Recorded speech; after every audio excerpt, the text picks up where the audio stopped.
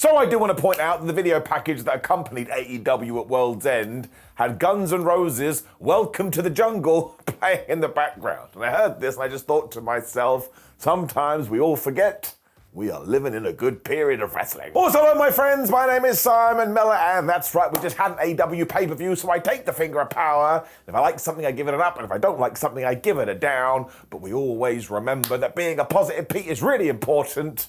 So let's get into it, especially because we just had the finals of the Continental Classic. That really was one of my highlights of the show too, and I swear people have forgotten about this as well. Have you ever watched a sport that is not predetermined and therefore is determined? Anyway, when they do a tournament, it's so fun because anybody can win and anybody can lose, and that's what adds the jeopardy. Why can't we just sit back and enjoy it? This one had stories too, because our first semi-final was William Osprey versus Fletcher, and they have been feuding for months now. Let's not forget the last time they did meet, Fletcher got the victory. Some people therefore melted down where Carl lost here, but have you seen the position that he's in now compared to where he was? I think we're doing a pretty good job, and also Osprey has lost and lost and lost. This was totally fine. Furthermore, it was just utterly brilliant. Like, I did a rundown of my favourite best matches of 2024 over on my own personal YouTube channel the other day, and even though I kind of regret this because I was overthinking it, I didn't put any Will Osprey matches in it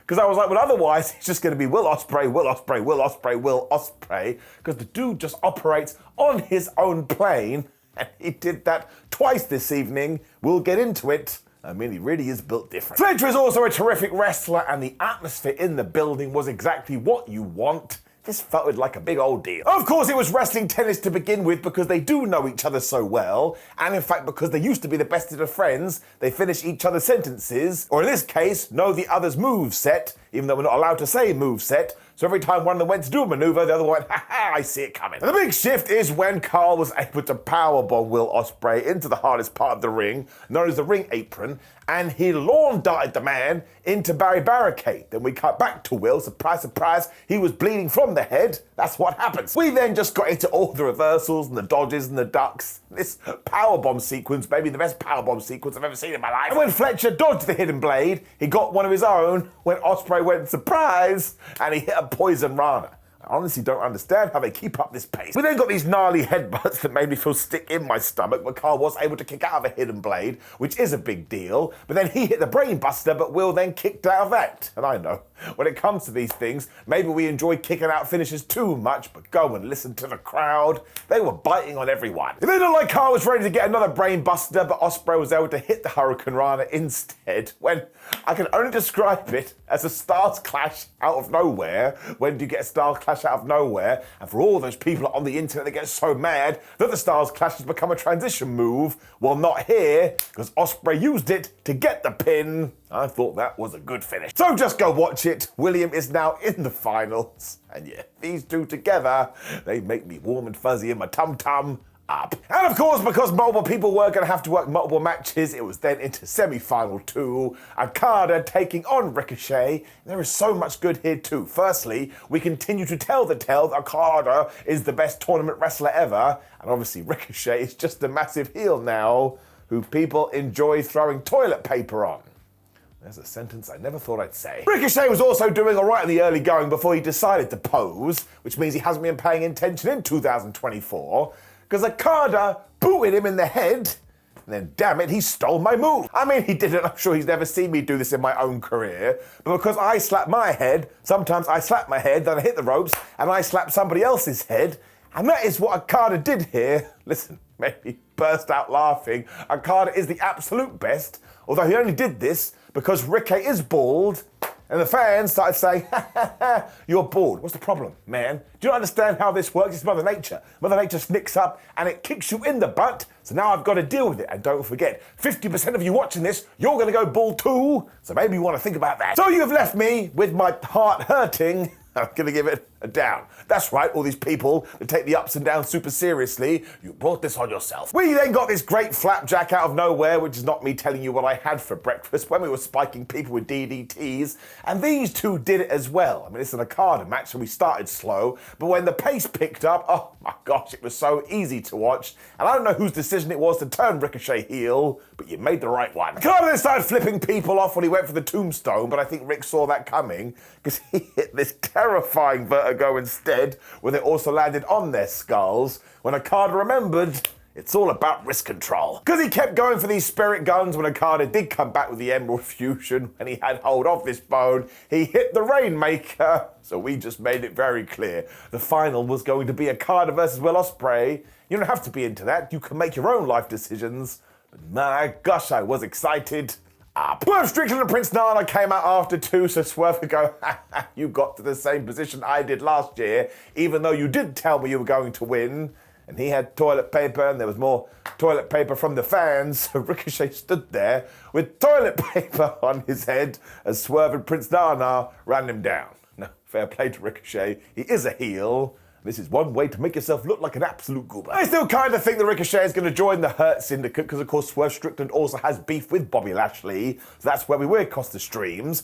When we cut to Renee Paquette, and she chose controversy because she was with a bloody Will Ospreay and said, Will, you have to take on Okada in the finals. And I did the maths. You two have fought 10 times. And you've lost 8 of them. Will didn't care because he is going to win and then go to Disneyland. And I tell you, my friends, he better clear up that cut first. They ain't gonna let him in. AEW was super smart after this too, because it was to our Tier 1 a street fight for the AEW Women's World Championship, Mariah May versus Thunder Rosa, and of course this felt totally different.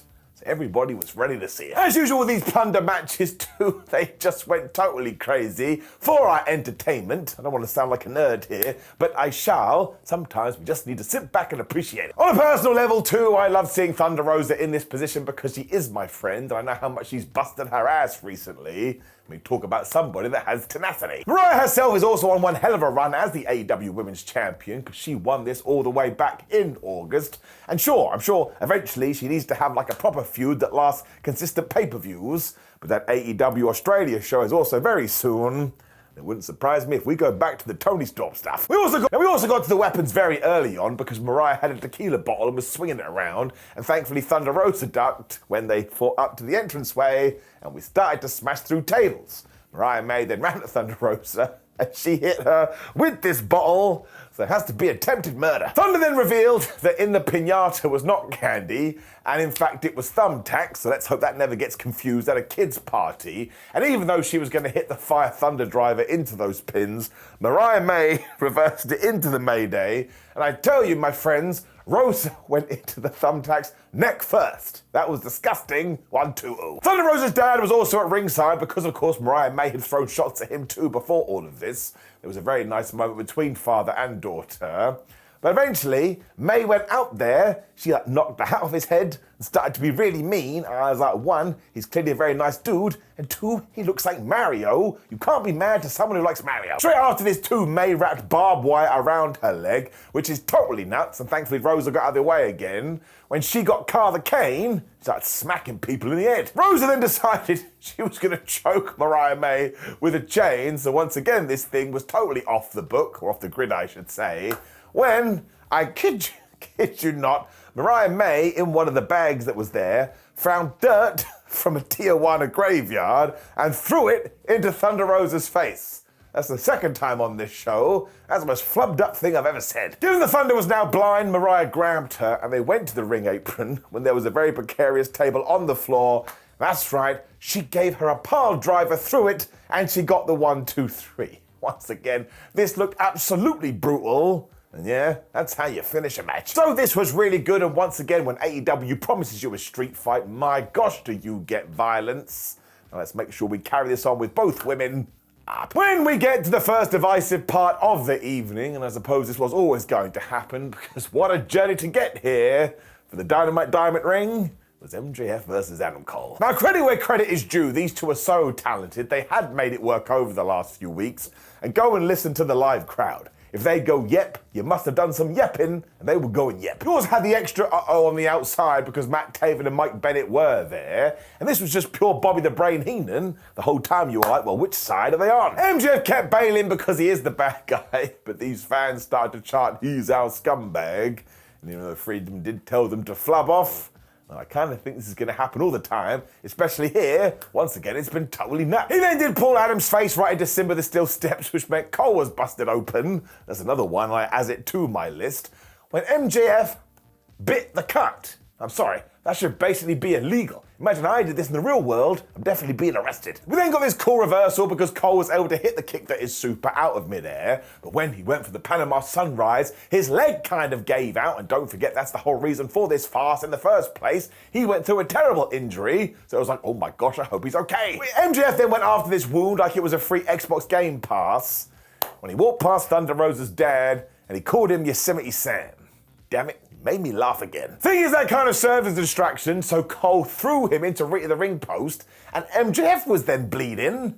I'm gonna have to start a counter. It led to a really great near fall because Cole was able to get the Panama Sunrise and he lowered the boom, but just when he was gonna do it again, Maxwell fell on the floor. He was out of HP. MJF then applied the figure four and Cole was able to get to the ropes, but do not forget that was right on his injured legs. There was panic here as the referee was like, well, I better go and check him. I mean, he was out for 1.5 years. MJF then decided, well, if you're not looking at me, I'm gonna get the Dynamite Diamond ring, but this is when the Kingdom stopped him. I was going through all the emotions, because once again, I didn't actually know if they were Team MJF or they were Team Adam Cole, but actually here, turned out they were Team Adam Cole. It was a ruse. Things then did get a little bit silly, because Maxwell just smacks him with the steel steps and fell down, when the referee turned around and went, well, I suppose you, Matt and Mike, must have done something, so you must go to the back. Seriously, we need to come up with one rule to rule them all for this referee stuff. It's just a bit stupid. MJF then tried to use this damn ring, but Adam Cole ducked. We go back to our Lord of the Rings references, because this thing must have power, because Adam was like, oh my gosh, it's right there. I'm going to put it on, and I'm going to hit MJF instead. It did not work. Because Maxwell decided he was just going to smash Adam right in the dick when he hit the Heat Seeker, and he got the 1, 2, 3, but it was a tainted victory. Pretty sure you have that in Mortal Kombat. Freeman then decided he should kill Adam Cole with a chair, but of course this is when we did get the big reunion, because out came Roderick Strong, out came Kyle O'Reilly, and they laid out MJF when the Undisputed Kingdom stood there and they did a big hug.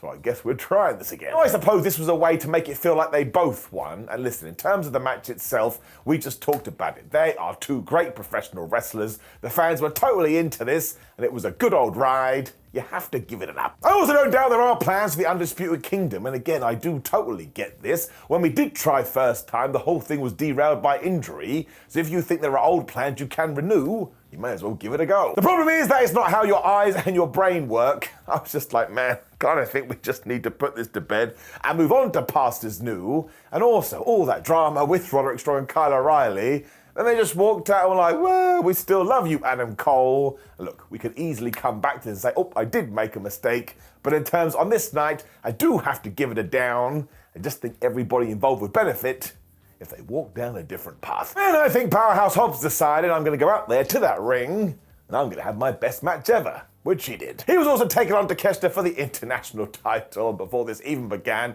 all the fans were chanting meat. And that is true, it was a big men slapping man meat match, but Powerhouse has way more meat, which is why he grabbed the champion, basically just threw him out of the ring. He also basically slammed Takeshita into the floor over and over again, when Takeshita was like, all right, he is big, but if he can't see, he can't do nothing, so he went at his eyes, when he essentially threw William into the ring apron. Seriously, why is everyone so obsessed with Red to the ring apron? He needs a break. Do you know he gets it all the time? Oh, you're the hardest part of the ring? It's bullying. Destra also did this on Hobbs' injured knee, which he's only just come back from. So even though he was able to get back in the squared circle and he ran wild, eventually he was limping because his wound was getting worse. Takeshita then hit the bastard driver and all these German suplexes. And again, even though they are both big dudes, good grief, that was impressive. Williams soon recovered with a snap power slam and this massive lariat when Takeshita opted for the least devastating move in all of sports entertainment, the Blue Thunderbomb. And did it work? Of course it didn't. In fact, Powerhouse Will Hobbs kicked out at one. They then sort of fell off the ropes, which was horrible because it made it look like Williams' knee was even worse. When Destra decided, as we are talking about knees, I'm going to hit you with a massive one, but we got a spine buster instead. Good match. Hobbs then remembered if you do lower your singlet straps, you can restore your MP, so he started to do that. And we got this crazy avalanche slam thing. When he decided to basically remove his knee brace, I was like, don't do that. You're not a doctor. This was totally accurate too, because Destra then did run in with the running knee and that raging fire, whatever he calls it, which is a tremendous name and surely a special move in Zelda. But he did get the 1, 2, 3. And again, this just felt like such a good contest. We should probably shine a bigger light on that international title. It can mean something. Shout out to all the people that were going, oh, this had no story, because quite clearly you didn't watch AEW Rampage at all, because it was there. But yeah, I thought a good showcase for both men up. Renee was then talking to Okada, and he said, listen, Will Osprey is like my little brother, but he's also a bitch. So there you go. I've totally lost track of the bitch counter because I'm bad at my job. But no, it's probably close to 100. We then went straight into Mercedes Moné versus Chris Statland round 2. And look, before I get into my other little nitpicking point, this was so damn good, and these two could be a forever feud. But I wasn't just a little bit disappointed because it was a rematch, and in between the two matches, we could have told so much story. And instead, we kind of forgot about it when Chris popped up in an interview and went, oh, Mercedes, Geese title match. That just felt like a little bit of a disappointment. I am going to give it a down. It doesn't actually matter though, because they are so good. Chris Statland was doing that thing again when she instigated her power game, but then ended it with a cartwheel. And I was like, well, that's not fair at all. Moné retaliated by just crushing Statlander into Barry Barricade, but she abused Barry too much because she jumped off this thing and Chris caught her and walked back in the ring. I mean, that kind of showing of strength is always going to get you. It was then more back and forth stuff because we were getting Hurricane Ranas over here, we were getting big old lariats over here, when we even got to the backbreakers, because of course, if you hit enough of those, you're going to break someone's back. Poor ring apron was then getting melted once again because Mercedes used it, but actually Chris didn't care because she got thrown into the corner where she came zooming out with this massive clothesline, when Moné kind of slipped through that and hit a backstabber. And that, I believe, is called escalation. Statlander then hit this chaos theory for an awesome 1-2-ooh. But do you know what Mercedes Moné did? It's like spinny, flippy DDT thing. All you need to know is it looked very, very good. She then hit all the suplexes and the splash of the frogs, but she only got a 1-2-ooh. When Chris Statlander hit a package pile driver and she got a near fall too. This shouldn't be lost on everyone, how varied the package pile driver has become depending on the promotion, but that's good stuff. You want the variety. Mercedes then almost won it via count out because he basically murdered Chris Statlander on the outside and essentially tied her up to the point to get back in the ring. Statlander had to remove her boot, and you never do that. You never make a wrestler remove her boot or his boot. It is truly offensive. Chris knew that too, so she hit her F5 into the damn ring apron when she got back in the ring, and she hit another one, and oh my gosh, the near fall on this, even I thought it was 3. That was some good old wrestling. We then went totally crazy because Mercedes Moné decided she was going to tombstone Chris Statlander into the ring apron, and you've got to see this. Obviously, Chris Statlander is a lot bigger than Mercedes Moné. I actually thought Chris was dead. I don't know how she survived. Given that Statlander was able to get in before the count of 10, Moné just screamed at her, why won't you die? When she got out a gun and shot her. That didn't happen. It was just another tease because Statlander all of a sudden was going to hit Saturday Night Fever, but instead the two engaged in a most devastating move in all of sports entertainment surprise roll-up battle. And I thought this was brilliant because Mercedes got the last one and she kind of hooked the leg with her arm, but also her own leg. And minutes before this, Moné had been working over the ankle, which meant that Chris's ankle power was less. Mercedes got the 1, 2, 3. Honestly, that was a super well laid out end. Crowd also went absolutely nuts for Chris after this, as Mercedes kind of gave her the respect nod. As I talked about a minute ago, you could just continue to run this back. I mean, we need to give it a little bit of a rest now, but I think Mercedes Moné's best dance partner in AEW so far has been Chris Statlander. She is still your TBS champion, and all of this is getting it up. Well, I'm just gonna say golden up and be done with it. That's right, I'm just throwing it out there. It was the C2 finals. Will Osprey versus Okada. I mean, this was stupid. I mean, once again, AEW has just leaned right into this fact that Okada is the greatest tournament wrestler ever, but he was taking on Will Osprey, man. So this had all the jeopardy in the world. Either guy could have won. Now, yes, it was the Rainmaker that eventually got the victory, because again, he is the best tournament wrestler ever. And I'm not even going to bother to recap this. I give you a few highlights, but you shouldn't be listening to me right now. You should be watching this. And at one point halfway through, your brain will actually explode because it won't be able to process it. But I mean, we got an Oz cutter off Barry Barricade, this perfectly timed Okada dropkick that you never saw coming, an amazing Stars clash that happened out of midair, and a kick out on the first Rainmaker, and then Okada kicked out of the first Stormbreaker. On that one especially, the crowd didn't know what to do, neither did I was just wiggling and jiggling. Osprey then remembered he did have a murder weapon in his arsenal because he went for the Tiger Driver, but that's when Okada hit another damn Rainmaker, when the two just did the most nuts sequence you're ever going to see. I mean, like, these two are born to wrestle together. If they had met each other when they were 3 years old, they probably could have had a 5-star classic. It's just the way. And yes, after that, they did end with a final Rainmaker as Okada won the C2. It was just so damn good. If that wasn't enough for you, AEW became M. Bison and went, ha ha ha ha, we've got a surprise. But I really was clapping like a fish, and yes, Okada did shake Will Ospreay's hand, which you had to do because of the effort here. When Christopher Daniels walked out and said, oh, you need an EVP to give you your Continental Classic belt back, but I can't do that. But another EVP can. And that's right, Kenneth Omega made his return to AEW. But I popped even more than I did earlier, and the most important thing here is that Kenny Omega has recovered from all of his health issues. I mean, they were all out there. They sounded terrible and like he almost died. So that's the thing I want to focus on first and foremost. Thank goodness for that. And I hope he's doing all right. However, part two is he just feels so important. I don't know what it is. He has a magic aura around him, and I really think we should go back to building AEW around Kenny, and I mean it too. If you just push him like the star he is, I actually think he could be the answer to all our problems. Of course, it also meant we got a big stare down between Kenny Omega and Okada, and why would anybody be upset by that? And on one camera shot, you saw the all-in sign in the background. Why the flub not? So this was absolutely the best. Another reason why I'm never going to get mad at AEW, because I love the fact we can get this. I mean, I've already said it, but I'll double down. You take everything from start to finish, and it could be one of the easiest golden ups I've ever given. When we just got the maddest 180, and you damn right, I've seen some people getting so mad, but I took my tush and I put it in the seat. And I was like, hot damn, I like sports entertainment. For it was the four-way for the AEW World titles. We had John Moxley versus Hangman Adam Page versus Jay White versus Orange Cassidy. And I think Hangman and Jay White fell out in around about 22 seconds. Moxley then like, man, you two can fight, when Orange Cassidy dove on him. And they all went after the champ. But this is where the Death Riders came out there and everybody just started to brawl. I mean, it was total chaos, and I was looking for Dr. Robotnik. Rina Shafir was even going after Orange Cassidy because she must have been hungry. And the babyface decided, listen, you fools, we've talked about this, we must work together.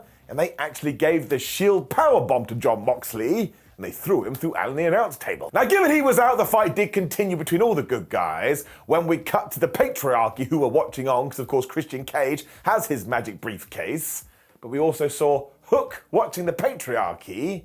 Now, it really is a weird feud. Cassidy, White, and Page then all got their shots in, but by this point, Jonathan had taken his med pack, so he was back into it too. Can you believe it? He hit a cutter out of nowhere. That never happens, wink wink. Moxie's head was all busted open too, and given where the wound was, I'm a little worried this wasn't the plan. When Orange Cassidy hit the beach break, damn it, he would have had this one if it wasn't for those meddling kids. Or Hangman Adam Page, he pulled a referee out of the ring. He then hit all the buckshot lariats when Wheeler Yuta was back. And I was just laughing because Wheels became a cartoon. Although the cowboy screwed himself, because after some fighting and some roughing, he had the match won, but there were no referees because you went and took them all out. Not to dinner. Another one ran in and Page instantly booted Orange Cassidy right in the balls. But this must have inspired Jay White, because he hit around about 147 Blade Runners, the best one being when he turned around and Marina Shafir went, ta-da! And Jay went, meh. I don't care. And he Blade Runnered her too. Honestly, this place came unglued. I was then laughing because Wheeler would not stop interfering to the point of lunacy when I think it went like this. He hit a big knee onto Jay White, so Moxie snuck in and hit the Death Rider. When Claudio realized we needed a ref, so he threw the OG ref back into the ring, and even though that guy was all woozy-goosey, he did count the 1, 2, 3, so even though Moxie had just got the win, I mean, it was the most ridiculous victory you'd ever seen in your life. And this really did come out of nowhere, which is good or bad depending on your take, when the Death Riders decided, well, we are the Death Riders, so we should do some death riding, and they were going to cause some murder, when FTR's music hit. And listen, I did get excited about this, but my nerd side was like, shouldn't you have come out 5 minutes earlier? I think they could have used your help. It was so damn cool though, because then all of a sudden on the big screen it read rated FTR, which meant Adam Copeland came out. I was like, man, this is totally ridiculous. The returns of Kenny Omega and Adam Copeland on the same show? Hook it to my veins. They made sure to take out all the bad guys as Copeland hit a spear on Moxley. When we cut to Christian Cage, honestly, the look on that guy's face, he's the best. Adam also did his I've snapped a chair, now I'm going to apply a crossface move onto Jonathan, which means he's now done this to all of the Shield guys. And it kind of feels like he is the next contender, because he got a microphone and he yelled at Jon Moxley. He also said something along the lines of, I was wrestling when you were growing pubes, John, which he probably shouldn't have said. And look, I know once again this is going to send people crazy or go half and half, because one, it meant that we ended a pay-per-view promoting Dynamite, and two, it was so over the top, especially for AEW. I was definitely fine with part one, because I think right now you do want to get numbers to Dynamite, so why the hell not? And I've already hinted on this. You could not do this every show, because it was so wacky. But given the rest of the pay-per-view, it was like someone had snuck in and injected crazy sauce into my eyes. And I had fun. When I have fun, man, I don't even care. So yes, I do understand the criticism that it didn't feel like a proper main event, but look what we had before this. In fact, I actually think you could have ended with Osprey versus Okada and the big return of Kenny Omega, but because the world title was on the line, AEW did something different. Damn it, if you're gonna have weekly television shows, you need to have something different. I'm not even worried about this one. I stand on it. I'm giving it up. Which did bring us to the end of AEW at Worlds End. This actually felt like a shorter pay-per-view, which I was a big old fan of. And yeah, maybe it was a little bit inconsistent compared to some, but when it hit the home runs, I mean, honestly, that ending of the C2 is match of the year stuff, man. And in terms of a tournament, my gosh, it was brilliant. This is without a doubt an overall up show. Now, of course, please do leave me a comment below and let me know what you thought about last night at World's End pay-per-view. Click the video on the screen for ups and downs and SmackDown to get all my wrestling takes. Like the video, share the video and subscribe. Now let's take a breath and have a terrific day.